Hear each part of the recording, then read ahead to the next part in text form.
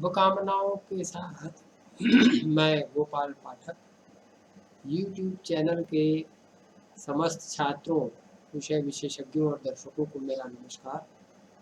जैसा कि मैंने अपने पूर्व दिनांक 6 जनवरी 2021 के दृश्य श्रव्य पटल वीडियो के माध्यम से भास्करीय ग्रंथ सिद्धांत शिरोमणि के यंत्राध्याय ग्रंथ संख्या 375 में वर्णित चाप यंत्र पर विचारण प्रस्तुत किया था और वीडियो के अंत में प्रमापकीय अंशों के अवयवों को दर्शाने वाले और कोणीय मान के अंश कलादि अवयवों को मापने वाले तुर्य यंत्र का नाम और उसके प्राथमिक परिचय पर विचारण प्रस्तुति भास्कराचार्य के खगोलीय ग्रंथ सिद्धांत शिरोमणि के यंत्राध्याय ग्रंथ संख्या 375 के क्रमानुसार करने की बात कही थी। उसी क्रम में आज दिनांक 17 जनवरी 2021 के इस दृश्य श्रव्य पटल के माध्यम से कोणीय प्रमापक के अनुसार अंशों और उसके कला आदि अवयवों को दर्शाने वाले एवं मापने वाले विशेष यंत्र तुर्य यंत्र पर विचारण करेंगे। अब तुर्य यंत्र पर आगे का विचारण शुरू करते हैं। तो आज के इस वीडियो के माध्यम से एक ऐसे यंत्र की चर्चा करेंगे जो कार्य तो स्वतंत्र रूप से करता ही है, परंतु चक्र यंत्र और चाप यंत्र के भी सापेक्ष होता है और उसी से उत्पन्न भी होता है। और यह यंत्र वेद यंत्रों के व्यवहार में तुर्य यंत्र के नाम से जाना जाता है और इसी नाम से प्रसिद्ध भी है। अब यहाँ पर प्रसंगवशात इस यंत्र के ऐतिहासिक पक्ष पर भी थोड़ा विचारण कर लेते हैं। तुर्य यंत्र को अंग्रेजी भाषा में क्वाड्रेंट टूल कहते हैं। QUADRANT quadrant TWL tool. Quadrant tool का हिंदी में अर्थ होता है तुर्य यंत्र। क्वाड्रेंट एक उपकरण है जिसका उपयोग 0 से 90 अंश तक के कोणों को मापने के लिए किया जाता है और यह उपकरण विभिन्न स्वरूपों में देखने को मिलता है। कई आकार प्रकार इसके उपलब्ध हैं।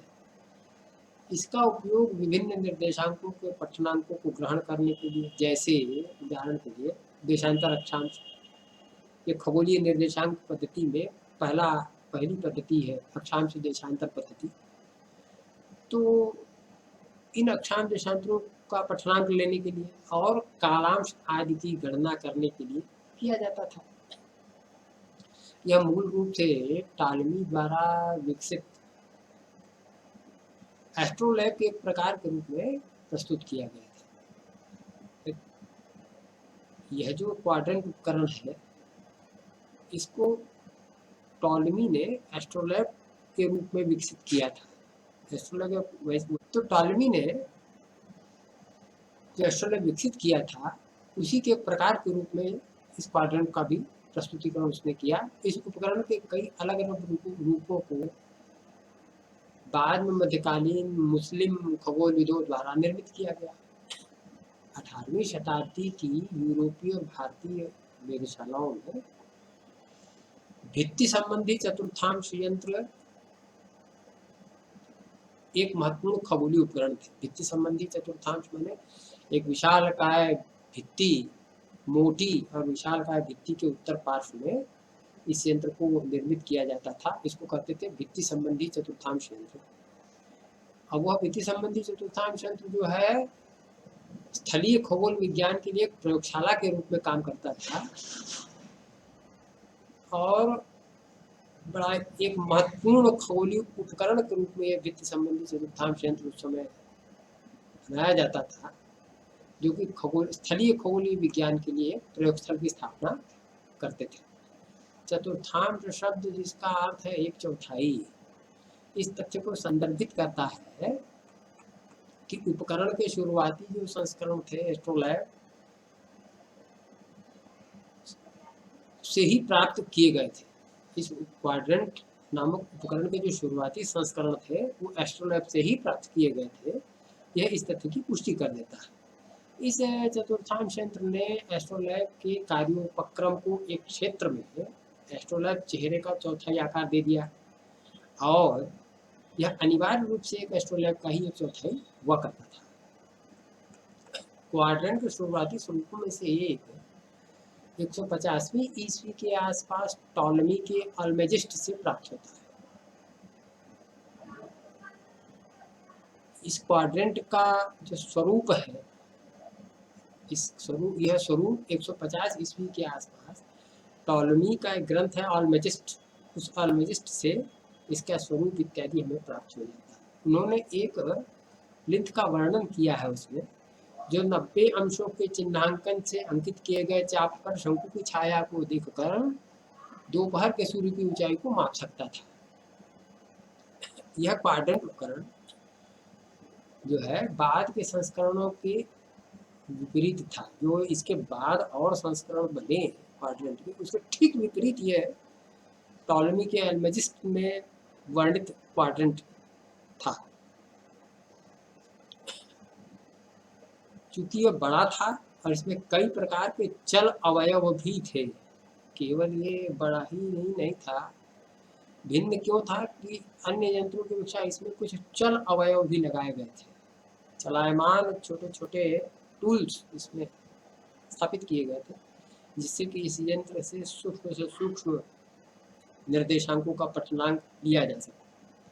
टॉलमी का संस्करण एस्ट्रोलैब का व्युत्पन्न ही था और इस अल्प विकसित उपकरण का उद्देश्य, अल्प विकसित मान अल्पकाल में जो विकसित किया गया था, उसका उद्देश्य था कि सूर्य के याम्योत्तर वृत्तीय कोण को मापा जा सके। तो इसका उद्देश्य सूर्य के याम्योत्तर वृत्तीय कोण का मापन करना था। अब इसके बाद मध्य युग में हम आते हैं, तो मध्य युग में इस्लामिक खगोलविदों ने इन विचारों में सुधार कर दिया। टॉलमी के अल्मेजिस्ट के जो विचार थे खगोलीय उपकरणों के, उसमें इन लोगों ने एक सुधार किया।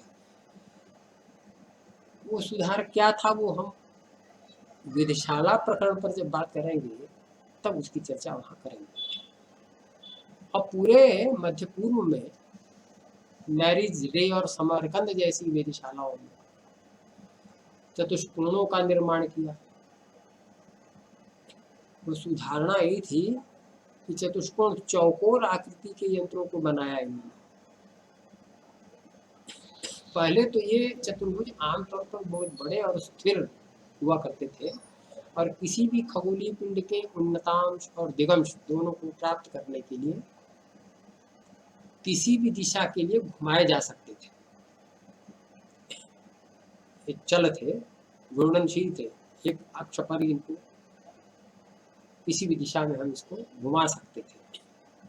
जैसा कि इस्लामिक खगोलविदों ने खगोलीय सिद्धांत और अवलोकन संबंधी सटीकता में प्रगति की है, उन्हें मध्य युग और उसके बाद के 4 विभिन्न प्रकार के विकास का श्रेय दिया जाता है। जिस प्रकार से उन्होंने विचारों में, टॉलमी के अल्मेजिस्ट के विचारों में सुधारणा करके और एक परिष्कृत व्यवस्था दी यंत्रों की, तो उस परिष्कृत अवस्था को देखते हुए और खगोलीय सिद्धांतों का जो अवलोकन संबंधी जो सटीकता, मतलब अवलोकन में दृग्गणितज्ञता उनकी जो थी, दृग्गणितज्ञता संबंधी जो उनका सिद्धांत था, उसमें बड़ी प्रगति उन्होंने की। और उस प्रगति को देखते हुए उन्हें मध्य युग और उसके बाद के 4 विभिन्न प्रकार के विकास का श्रेय भी दिया जाता है। और इस श्रेय दान में यहाँ पर हमें वराहमिहिर के उन विचारों को भी स्मरण कर लेना चाहिए, इसमें कि वो कहते हैं अपने वेद संहिता में, यवनास्ते नीचास्तथापि तेन सम्यक् अधीतमिदं शास्त्रम ऋषिवत्ते पूज्यन्ते। जिन्होंने सम्यक्तया इस शास्त्र का को अधीत किया है वो ऋषि सदृश ही पूज्य है। इस बात को ध्यान में रखते हुए उनको ये श्रेय देने में कोई आपत्ति नहीं होनी चाहिए, ऐसा मेरा मानना है। ऐसा उनके द्वारा, ब्राह्मण के द्वारा कहा गया है। इन सबों में सबसे पहला साइन क्वाड्रेंट, अब ये क्वाड्रेंट का विशिष्ट स्वरूप है। साइन क्वाड्रेंट माने चतुर्थांश यंत्र की जो ऊर्ध्वाधर अक्ष रेखा है और जो चतुर्थांश परिधि के अंतराल में भुजज्या और भुजकोटिज्या का भी निरूपण किया गया रहता है और उसमें विभाजन के अंक भी अंकित रहते हैं। वो यह साथ में वो यंत्र बताता रहता है कि कितने अंशों पर कितनी भुजज्या और कितनी कोटि भुजज्या आसन्न मान में प्राप्त होगी। तो साइन क्वाड्रेंट 9वीं शताब्दी में मोहम्मद इब्न मूसा अल ख्वारिज़मी द्वारा बगदाद में हाउस ऑफ विजडम में आविष्कृत किया गया था।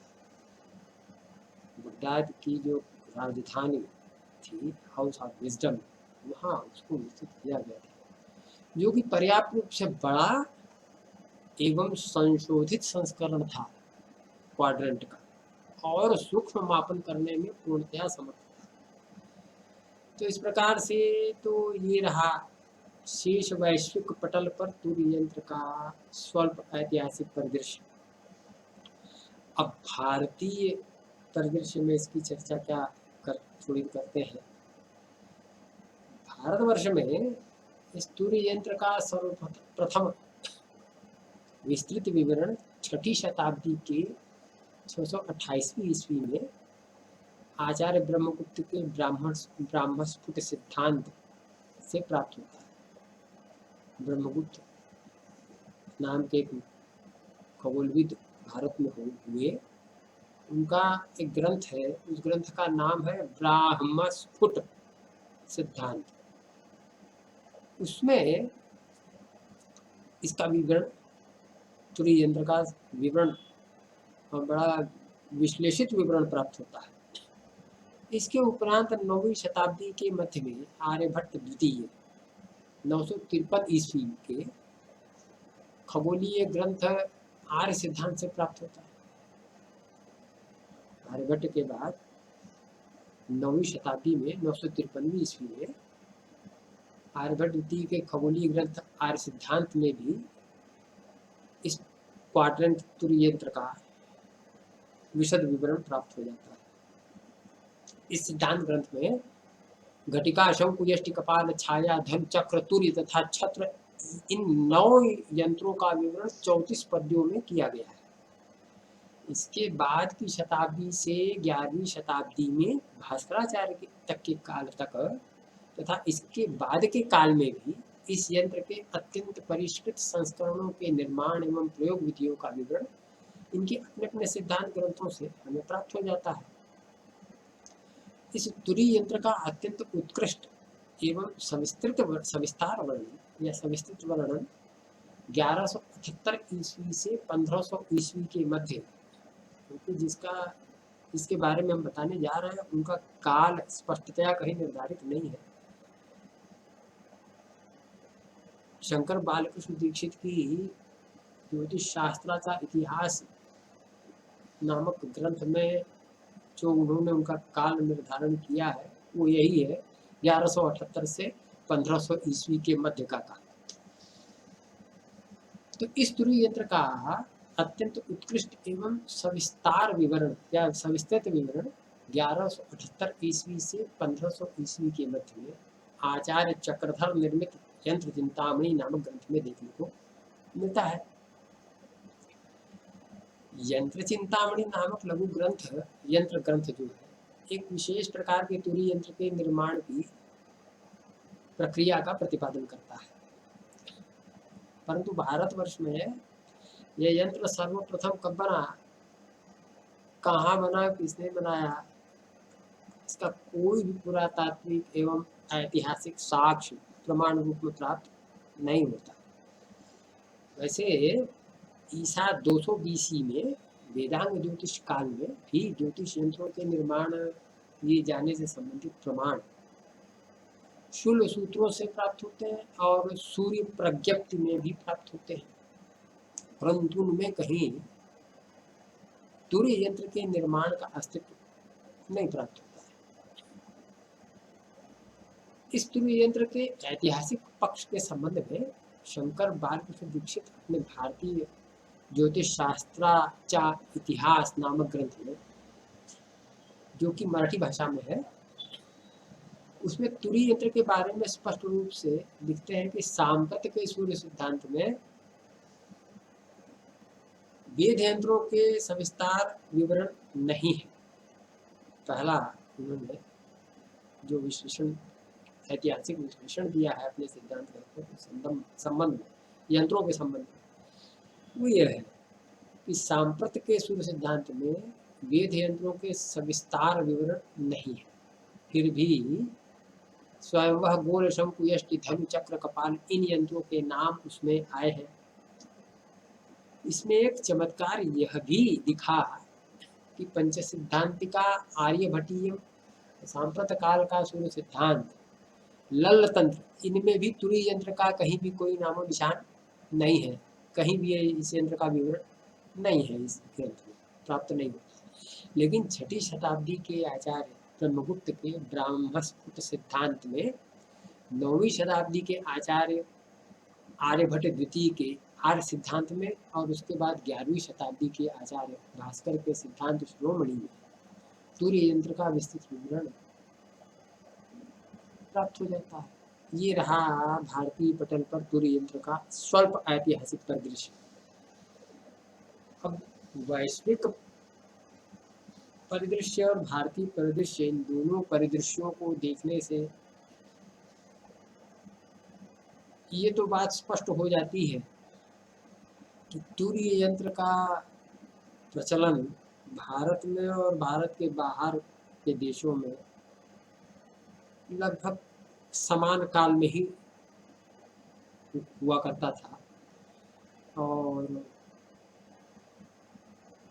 यह यंत्र की, इस यंत्र की अवधारणा की वास्तविकता यह है कि यंत्र आया ही बाहर से, भारतवर्ष में। खास करके टॉलमी के पूर्व में जो खगोलविद थे, उन्हीं के माध्यम से ये क्रमशः एशिया के विभिन्न भूभाग से होता हुआ भारत में आया होगा, ऐसा समझा जा सकता है। क्योंकि स्वतंत्र रूप से संरचना इसकी भारतवर्ष में हुई होगी, इसका कोई उल्लेख कहीं प्राप्त नहीं होता। अब स्वतंत्र रूप से संरचना इसकी भारतवर्ष में हुई होगी, इसका कोई उल्लेख कहीं प्राप्त नहीं होता। अब इस यंत्र के विशेष रूप पर हम चर्चा आगे बढ़ाते हैं। इस यंत्र के नाम में एक शब्द जुड़ा है, तुरीय।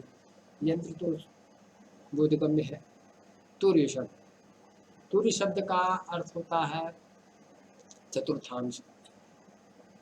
जैसा कि अमरकोश की 1850वीं पंक्ति में पादस्तुरीयो भागस्यादंश भागैस्तु वंटके, इस पद से स्पष्ट होता है। तुरीयो भाग अंशः पादः, अर्थात किसी भी वस्तु का चौथाई या 1/4 भाग। अमरकोश के इस अर्थानुसार ही चक्र यंत्र का चतुर्थांश अर्थात 1/4 भाग ही तुरीय यंत्र हुआ, इसीलिए इसको तुरीय यंत्र कहा। ऐसा ही एक यंत्र का वर्णन आचार्य भास्कर यंत्राध्याय के पद्य संख्या 15 के द्वितीय चरण में कर रहे हैं। इसका नाम है तुरीय यंत्र। वैसे धनुष के जो पर्यायवाची जितने शब्द हैं, उनमें अर्ध शब्द जोड़ करके हम इस यंत्र का नामकरण कर सकते हैं। धनुरार्ध यंत्र, कोदंडार्ध यंत्र, धनवर्ध यंत्र, जितने भी पर्यायवाची शब्द भी चाप यंत्र के समय हमने आपको बताया, उसमें अर्ध शब्द जोड़ दीजिए, आगे यंत्र शब्द लगा दीजिए। चतुर्थांश यंत्र भी कर सकते हैं इसको, लेकिन इसका तकनीकी जो नाम है इस यंत्र का वो यही है, तुरीय यंत्र। अब भास्कराचार्य क्या कह रहे हैं ये देखिए। कोदंड खंडम खलु तुरीय गोलम, कोदंड खंडम खलु तुरीय, कोदंडः धनुषः, खंडम समार्धम, तुरीय गोलम नाम तुरीयम नामकम यंत्र, चक्र चतुर्थांशत्वात्, चक्र का चतुर्थांश होने से इसको तुरीय कहा। अत्र गोल शब्देन यंत्रम गोल विकृति स्यात् इति सूचितम्। यहाँ पर गोल इसलिए कहा कि चक्र यंत्र की ही एक विकृति है, चक्र यंत्र से ही ये व्युत्पन्न हुआ है, इसलिए इसको गोल का शब्द से संबोधित किया, तुर्य गोलम ऐसा कहा।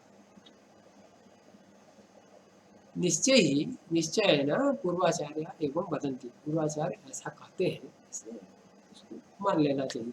अत्र यंत्र से चतुर्थांश रूप परिधौ, अब इस यंत्र के स्वरूप के बारे में चर्चा कर रहे हैं। अत्र यंत्रस्य चतुर्थांश रूप परिधौ 90 अंक्याः, चतुर्थांश रूप जो यह यंत्र है इसके परिधि पर 90 अंश अंकित करें। केंद्र कोण है, केंद्र कोण माने 0 अंश से जाने वाली क्षैतिज रेखा, त्रिज्या रेखा, और 90 अंश से होकर जाने वाली वो द्वादर रेखा का संपात बिंदु है, वह केंद्र, यंत्र का केंद्र। तो केंद्र कोणे नाम यंत्रस्य केंद्रे यत्र ऊर्ध्वाधर त्रिज्या रेखोपरि क्षैतिज त्रिज्या रेखाया संपातः, जहाँ पर ऊर्ध्वाधर त्रिज्या रेखा के ऊपर क्षैतिज त्रिज्या रेखा का संपात है, हो रहा है, उस बिंदु पर तत् छिद्रम कृत्वा, छेद करके, तत् छिद्रे एका शलाका शंकुर्वा निवेश्य, उस छिद्र में एक शलाका या शंकु का निवेश करें। सूर्य बिंबाभिमुखम यंत्रे धृते, सूर्य की ओर उस यंत्र को धारण करने पर कीलस्य छाया यत्र यंत्र परिधौ पतति, उस शलाका शंकु की छाया यंत्र की परिधि पर जहाँ पर पड़े उस स्थान पर तत्सूर्य परदिक्स्थ परिधि कोणयोरंतरम उन्नतांशः, तत्सूर्य परदिक्स्थ, सूर्य और उसके परदिक्स्थ, पर दिशा में स्थित परिधि कोण जो है उसका अंतरांश उन्नतांश होगा। तदपर परिधि कोणयोरंतरम नतांशः, तद अपर और उसके अपर कोण का परिधि का अंतरांश नतांश होगा। तो मध्याह्न काल में क्या स्थिति बनेगी इस यंत्र से वो देखिए। मध्याह्ने याम्योत्तर वृत्तस्थे सूर्ये नक्षत्रे वासति, मध्याह्न काल में याम्योत्तर वृत्त पर स्थित सूर्य अथवा नक्षत्र होने पर, अथवा ग्रह सती, अथवा ग्रह के होने पर स्वाक्षाम शोन क्रांत्यंशा, स्वाक्षाम शोन रवि नक्षत्र ग्रह नतांशाः तेषां क्रांत्यंशाश्च भवेयुः।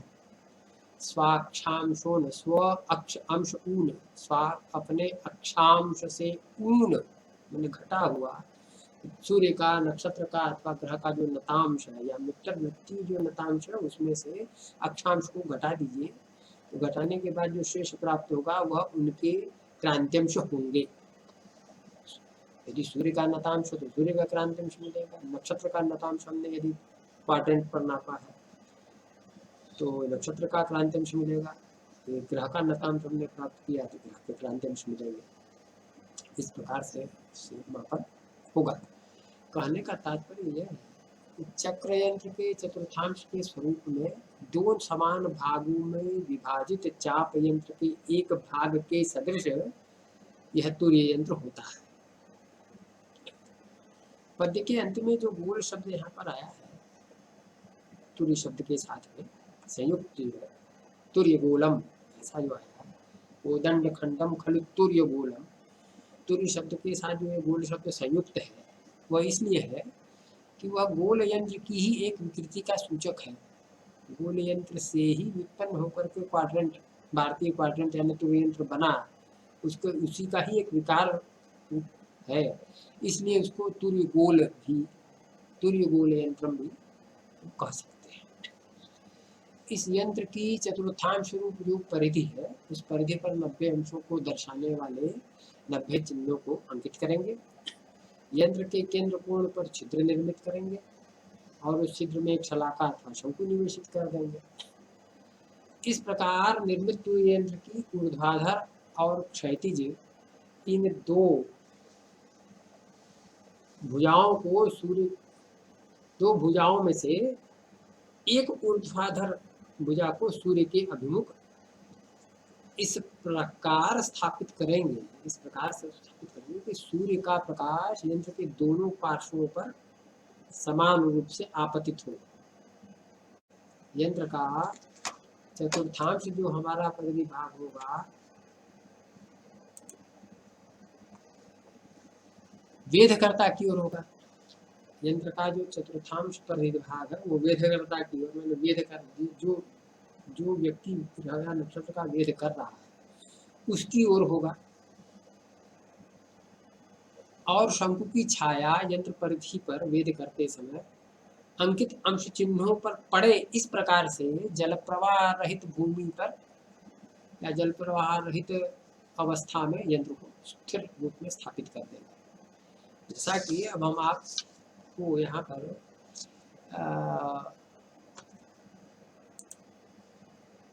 एक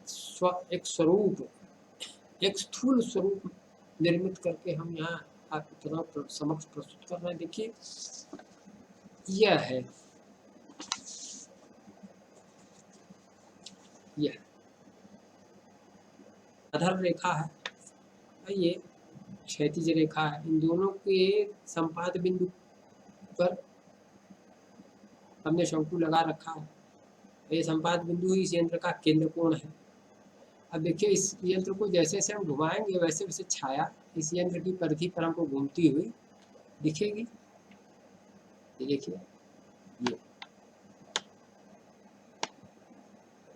इस प्रकार से यह तुरीय यंत्र हम निर्मित करते हैं। और ये छाया जहाँ इसकी परिधि पर पड़ रही है, यहाँ तो इस ऊर्ध्वाधर रेखा से ये छाया जितने अंश अंतरित है उतने ही अंश इसके जिस वस्तु का प्रकाश आ रहा है उसका नतांश होगा। इस प्रकार से यह यंत्र निर्मित होता है। इसका निर्माण इस प्रकार से करते हैं। अब वेद काल में शंकु की छाया परिधि के जिस अंश स्थान पर होगी उस स्थान से यंत्र की ऊर्ध्वाधर ज्या रेखा तक तात्कालिक नतांश और क्षैतिज ज्या रेखा तक उन्नतांश प्राप्त हो। इस यंत्र का एक और संस्करण जो कि आचार्य भास्कर के बाद के काल में निर्मित किया गया, उसका स्वरूप भास्कराचार्य वर्णित तुरीय यंत्र से थोड़ा भिन्न है। क्या भिन्नता है उसको अब आप देखिए। इस श्लोक की मरीचि टीका में इसकी विवेचना की गई है कि भास्कराचार्य ने जो तुरीय यंत्र वर्णित किया उससे भिन्न क्या है उसमें, उसके बारे में मरीचि टीकाकार टीका में बता रहे हैं। वो यह है कि यह इस भिन्नता की पुष्टि इस श्लोक की मरीचि टीका को देखने से हो जाती है, जिसको मैं यहाँ प्रस्तुत कर रहा हूँ। बड़े ही ध्यान पूर्वक इसको आप सुनिए। संप्रदाय विदस्तु केंद्र कोणे सूक्ष्मं सुशिरं कृत्वा अवलंब सूत्रं गुरुतराग्रम जीवा विध्यम केंद्र कोणैकतर पार्श्व व्यासार्ध नेमि प्रदेशे चतुरस्रं कीलं च सछिद्रं रूपयति। तदधः परिधि कोणे तत्पार्श्वं एवान्यं सछिद्रं चतुरस्रं कीलम। चतुरस्र चौकोर आकार का। इस यंत्र में जो कील निवेशित है वो चौकोर आकार की है। गोल नहीं है। भास्करीय तुरीय यंत्र में तो गोल शलाका अथवा गोल आकृति का शंकु पिरोया गया और शंकु में करावलंबक सूत्र लगाया गया। लेकिन इस यंत्र में करावलंबक सूत्र तो है, लेकिन जो शलाका है केंद्र कोण पर और परिधि कोण पर जो दो स्थानों पर चौकोर सछिद्र चौकोर शलाका स्थापित की गई है। तदधा परिधि कोणे तत्पार्श्वम एवान्यम सछिद्रम चतुरस्रम कीलम निवेशय अयं कोणः क्षितिजः। पहला जो केंद्र कोण एकतर पार्श्व व्यासार्थ नियमित प्रदेश में जो चतुरस्र सछिद्र चतुरस्र की लगी थी, वह थी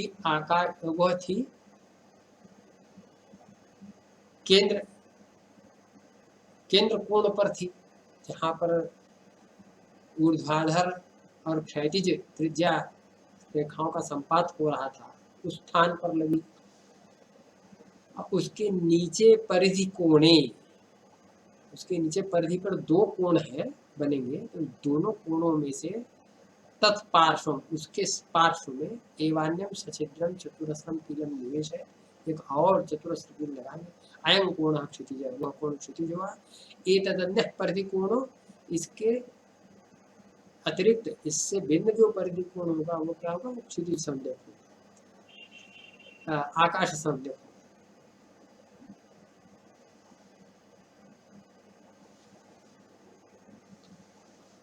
केंद्र कोण से नीचे की ओर दो परिधि कोण में से एक कोण क्षितिज संज्ञक और दूसरा कोण आकाश संज्ञक होगा। तो कहते हैं कि तदध परिधि कोणे तत्पार्श्वम एवान्यम सछिद्रम चतुरस्रम कीलम निवेशयेत् अयं कोणः क्षितिजः एतदन्यः परिधि कोणो आकाश संज्ञक। अत्र सूर्य तेजः कीलद्वय छिद्र मार्गेण यथा निस्सरति, इन दोनों छिद्रित कीलों के छिद्र के मार्ग छिद्र में से होता हुआ सूर्य का प्रकाश जिस प्रकार से निकलकर वेदकर्ता के नेत्र पटल तक आ सके, उस तरह से इस यंत्र को सूर्याभिमुख स्थापित करना है। अत्र सूर्य तेजः, सूर्य का तेज कीलद्वय छिद्र मार्गेण, दोनों कीलों के छिद्र मार्ग से यथा जिस प्रकार से निस्सरित हो सके तथा उस प्रकार से सूर्याभिमुख केंद्रकम यंत्र धारण, सूर्य के अभिमुख इस केंद्रकम सूर्य के अभिमुख यंत्र के केंद्र को धारण करें। तदा अवलंब सूत्रम, ऐसा करने पर अवलंब सूत्रम यंत्र परिधौ यत्र लगति, ऐसा करने पर इस यंत्र का जो अवलंब सूत्र है वो यंत्र की परिधि पर जहां लगे, तत्प्रदेशाकाश प्रदेशयोरंतरे उन्नतांशा, उस प्रदेश का आकाश प्रदेश के अंतराल में जो अंश प्राप्त होंगे परिधि पर वो उन्नतांश होंगे। तद क्षितिज प्रदेशयोरंतरे नतांशा, और उसके क्षितिज उसका उस अवलंब सूत्र जहां पर लग रहा है पृथ्वी में, वहां से क्षितिज प्रदेश तक का अंतर नतांश होगा इत्याहु। इस तुरीय यंत्र के प्रकरण में दो बातें विशेष है। जो मरीचिकार ने बताया संप्रदाय विदस्तु, संप्रदाय विदस्तु माने प्राचीन आचार्यों के द्वारा जो जाना गया, बताया गया जो यंत्र है, तुरीय यंत्र का जो विवेचना है, विवरण है, वह विवेचना के अनुसार वे क्या करते थे, वो इसमें इन्होंने मरीचिकार ने बताया कि संप्रदाय विद जो थे वह तो केंद्र कोण सूक्ष्म सुशरम केंद्र कोण पर छोटा छिद्र करके और अवलंब सूत्र गुरुतराग्रम अवलंब सूत्र, ऐसा अवलंब सूत्र जिसका अग्र में एक गुरुतर पदार्थ बधा हुआ हो और वो परिधि के दोनों कोणों पर बनी हुई जीवा को विद्ध करता हुआ लटकता हो, और केंद्र कोण एक तरफ पार्श्व व्यासार्ध, केंद्र कोण के एक तरफ के व्यासार्ध और नेमि प्रदेश में, व्यासार्ध के नेमि माने व्यासार्ध और परिधि प्रदेश, व्यासार्ध और परिधि का जहाँ संपात है वहाँ प्रदेश है। चतुरस्रम कील में चौकोर कील, छिद्रित चौकोर कील लगा दे। उसके नीचे परिधि कोण है और उसके नीचे के परिधि कोण में भी एक से छिद्रित कील लगा दे। इन दोनों छिद्रित कीलों में से एक क्षितिज संज्ञक और दूसरी आकाश संज्ञक होती है। इस प्रकार से अब इस यंत्र को का केंद्र जो है सूर्य के अभिमुख इस प्रकार से स्थापित करना है कि दोनों छिद्रित कीलों में से सूर्य का प्रकाश होता हुआ वेधकर्ता के नेत्र तक पहुंचे। इस प्रकार से इस यंत्र केंद्र को सूर्याभिमुख स्थापित कर देना है। और इसके बाद स्थापित करने के बाद वह अवलंब सूत्र उस यंत्र की परिधि में जहाँ लगा वहाँ से क्षितिज प्रदेश तक का अंतरांश और आकाश प्रदेश में जो चतुरस्र कील है वहां तक का अंतरांश, दोनों अंतरांशों में एक अंतरांश नतांश दूसरा अंतरांश उन्नतांश होगा। ऐसा संप्रदाय विद लोग इस प्रकार से यंत्र बना करके करते थे। तो दो विशेष बातें इस तुरीय यंत्र के प्रकरण में हमें ज्ञात होती है। वह प्रथमतः यह कि भास्करीय समस्त यंत्रों में शंकुशलाका के अतिरिक्त नलिका यंत्र भी प्रयुक्त करने की बात आचार्य भास्कर ने कही है। आजकल के मुद्रित ग्रंथों में तो वो बात दिखती नहीं है, वो कहाँ से कैसे विलुप्त हो गई। मुद्रित पुस्तकों में सिद्धांत शिरोमणि की जितनी मुद्रित पुस्तकें हैं सन 1958 के बाद से लेकर अब तक की, सन 1958 क्या 1958 के पूर्ववर्ती ग्रंथों में भी बहुत से प्रकरण प्रकरण हो गए। आज भी बहुत से प्रकरण विलुप्त है। जैसे चंद्रगति का तात्कालिकीकरण के संबंध में जो श्लोक आता है उसमें भास्कराचार्य ने अवश्य बताया था कि तात्कालिकीकरण होता कैसे है, लेकिन उसका कोई विवरण श्लोक प्राप्त होता नहीं है। वहाँ पर समीप तिथ्यंत समीप चालनम केवल कहकर उन्होंने बात खत्म कर की है, ऐसा नहीं है।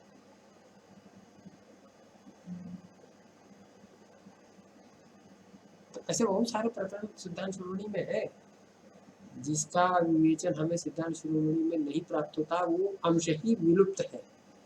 हम लोग उसी विलुप्तांश के साथ उस ग्रंथ का अध्ययन करते हैं, समझते हैं। लेकिन कुछ पांडुलिपियां ऐसी मेरे दृष्टिपथ से गुजरी जिसमें हमको की कुछ विशेष बातें प्राप्त हुई है। उसमें से एक विशेष बात यह मैं आपको बता रहा हूँ।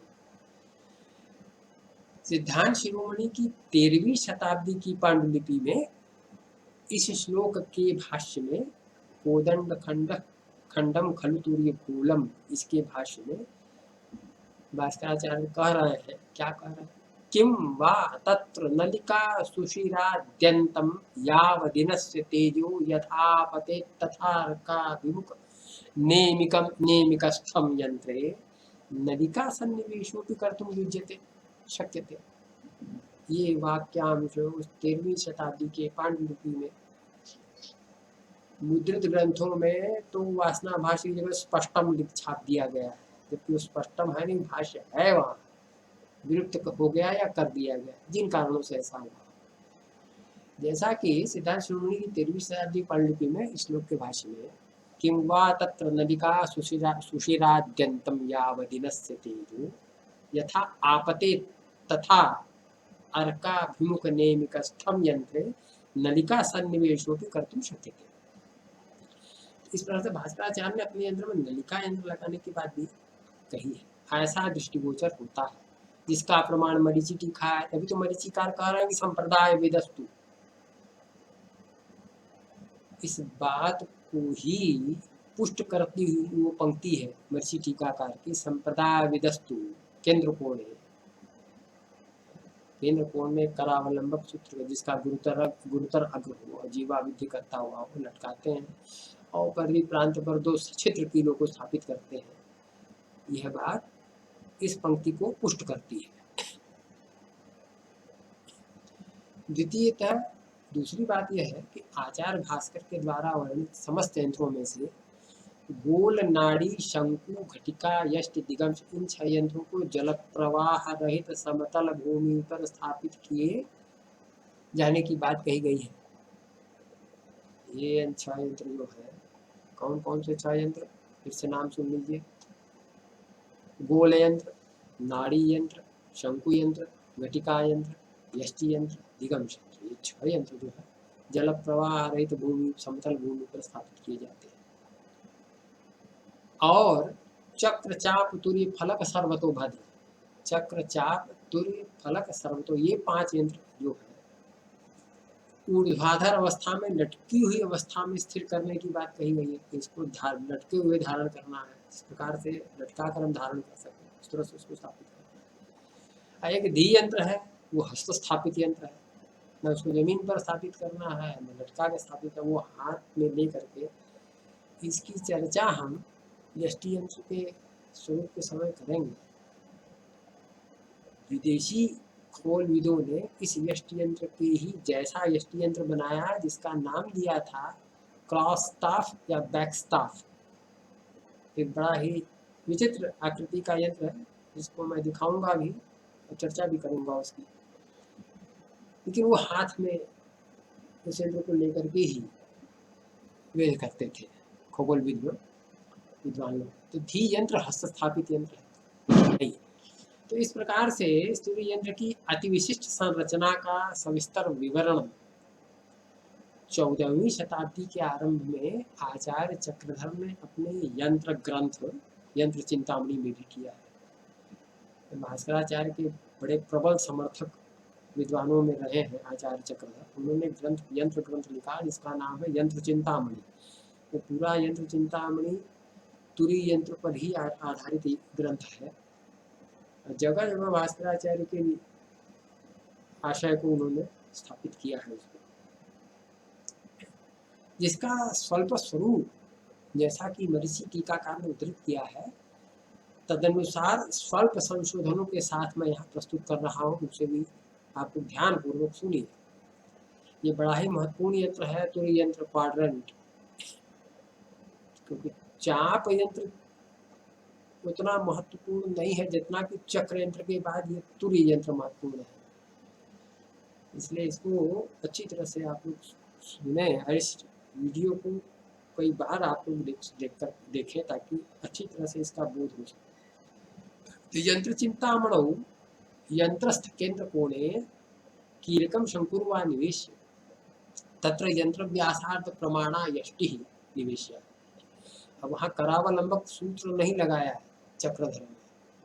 उस क्वाड्रेंट में एक यंत्र के व्यासार्थ के तुल्य एक यष्टि लगा दी। वो यष्टि इसलिए ताकि यंत्र परिधि पर जो अंशांकित चिन्ह है, उन प्रत्येक अंशों के सूक्ष्म अवयवों को भी वो पट्टी माप सके, इसलिए वो पट्टी वहां लगाई है।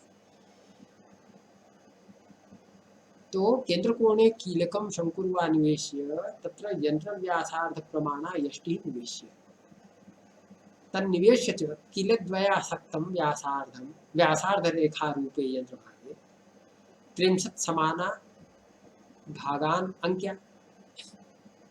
अब कहते हैं कि यंत्र व्यासार्ध प्रमाणा यष्टि निवेश्य, यंत्र व्यासार्ध के तुल्य यष्टि निवेशित करके, और कीलद्वयासक्तम, कीलद्वय आसक्तम माने उस व्यासार्ध में एक केंद्र कील और एक परिकोण की कील, दोनों कीलों के बीच के आसक्त जो व्यासार्ध है उसके बराबर, उसमें जो है, तो कीलद्वयासक्तम व्यासार्ध रेखा रूप में, कीलद्वय से आसक्त जो व्यासार्ध रेखा रूप में यंत्र भागे, व्यासार्ध रेखा रूप में यंत्र भागे 30 समान भागा अंक, उस व्यासार्ध रेखा पर 30 समान भाग अंकित कर दे। तो यह जो परिधि है, यह परिधि और यह व्यासार्ध रेखा बीच, ये व्यासार्ध रेखा ऊर्ध्वाधर व्यासार्ध रेखा परिधि, इन दोनों के अंतराल में जो क्षैतिज रेखा पर हमने 30 भाग किए, इसके अंतराल में इस ऊर्ध्वाधर व्यास रेखा के समानांतर 30 जीवाएं अंकित कर दी। ये वो कह रहे हैं। तो ये वो कह रहे हैं कीलद्वयासक्तम व्यासार्ध रेखा रूपे यंत्र भागे 30 समान भागान अंक्य किलद्वय से आसक्त व्यासार्ध रेखा रूप यंत्र भाग में 30 समान भाग अंकित कर व्यासार्ध रेखा परिध्यंतराले उस व्यासार्ध रेखा परिधि के अंतराल में 63 जीवा अंकित्वा 30 जीवाओं को अंकित करके सर्वम ग्रहगणित जातम विना, सर्वम ग्रहगणित जातम सब कुछ बगैर ग्रह गणित को किए ही गणित श्रमम यष्टि सन्निवेशादिना सुखात साधित, जो भी गणित जातम विना गणित श्रमम, बिना गणित के किए ही गणित श्रम रूप जो अंक उत्पन्न होंगे वो यष्टि सन्निवेशादि ना उस यष्टि का सन्निवेश आदि करने मात्र से सुख से साधित कर दिए जा सकते हैं, सरलता से उसका हम साधन कर लेंगे, ऐसा मरीचि टीकाकार कहना है। एक बार मैं फिर इस टीका को, हम जो संस्कृत के सापेक्ष में हिंदी भी बताता जा रहा था, अब मैं पूरा क्रम से इसको पढ़ देता हूँ।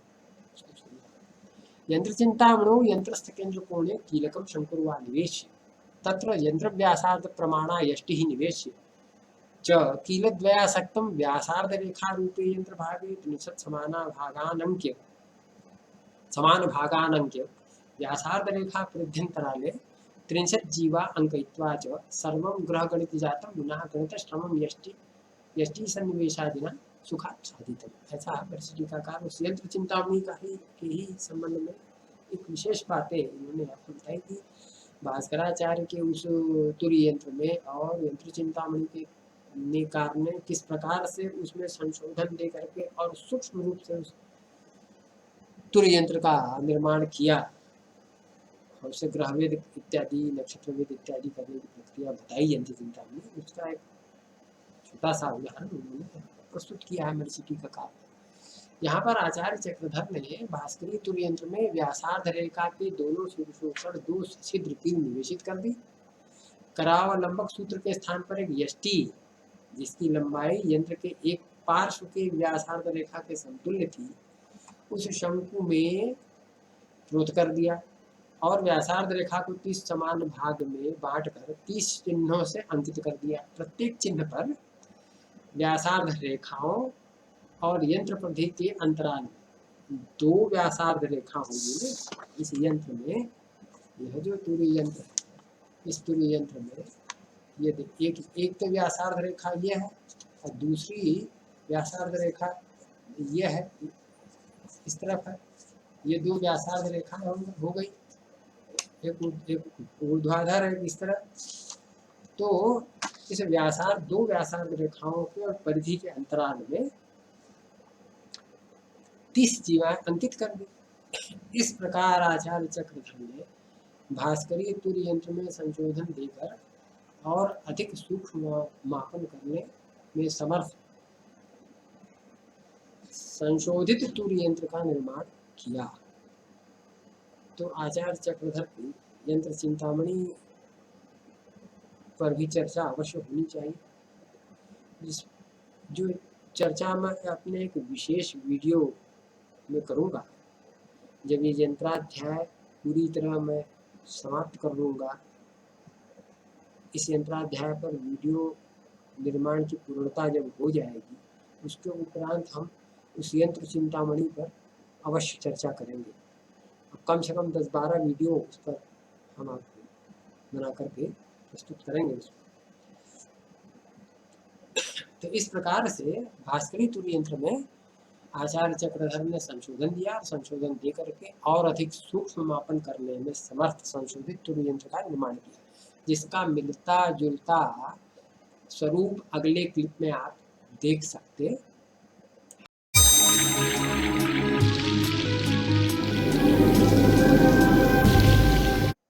तो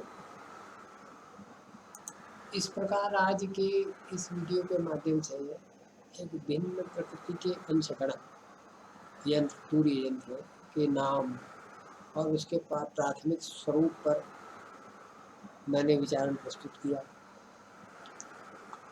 प्रस्तुतिकरण की यह श्रृंखला 30 नवंबर 2020 से आरंभ हुई थी। 30 नवंबर 2020 को प्रकाशित पहले इंट्रोडक्टरी वीडियो से लेकर आज तक के इस वीडियो के साथ साथ अब तक नाड़ी वलय यंत्र, शंकु यंत्र, घटी यंत्र तथा चाप और तुर्य यंत्र, इन 5 छोटे एवं सरल यंत्रों पर 5 नेम वीडियो सहित 6 वीडियो के माध्यम से मैंने विचारण प्रस्तुत किया है। यह विचारण प्रक्रिया का यह सेशन वेद यंत्रों के संबंध में पहला सेशन था, जो इन 6 यंत्रों के बारे में 6 वीडियो में के माध्यम से हमने जो विचारण प्रस्तुति की है, वह विचारण प्रक्रिया का यह सेशन वेद यंत्रों के संबंध में पहला सेशन था। इसके बाद के क्रम में क्रमानुसार गोल यंत्र, यष्टि यंत्र, चक्र यंत्र तथा फलक और धी यंत्र, ये 5 बड़े एवं जटिल यंत्र आते हैं, जिस पर क्रमानुसार विचारण दूसरे सेशन में हम करेंगे। और उसके प्रथम वीडियो में प्राथमिक विचारण के क्रम में गोल यंत्र के संबंध में विचारण प्रस्तुत करेंगे। पहला गोल यंत्र ही है, बड़ा ही महत्वपूर्ण यंत्र है यंत्राध्याय का। पूरी वेदशाला में, प्राचीन वेदशालाओं का सर्वाधिक महत्वपूर्ण प्रधान, सभी यंत्रों में श्रेष्ठ यंत्र यह गोल यंत्र है। इस पर चर्चा हम अपने सेशन के प्रथम वीडियो में करेंगे।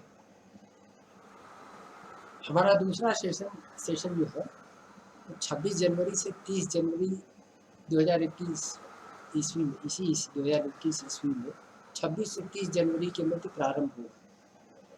27 को हो सकता है, 28 को हो सकता है, लेकिन अंतिम तिथि उसकी 30 हमने रखी है। 30 जनवरी तक पहला वीडियो पब्लिश हो जाएगा यूट्यूब पर, देखना मत भूलिएगा। तब तक के लिए मेरे पहले सेशन के सभी वीडियो को देखिए, लाइक कीजिए और अपने मित्रों के साथ शेयर भी कीजिए, साथ में सब्सक्राइब भी करिए। अंत में मकर संक्रांति और स्वतंत्रता दिवस की शुभकामनाओं के साथ। To be continued by next video. Thank you, नमस्कार।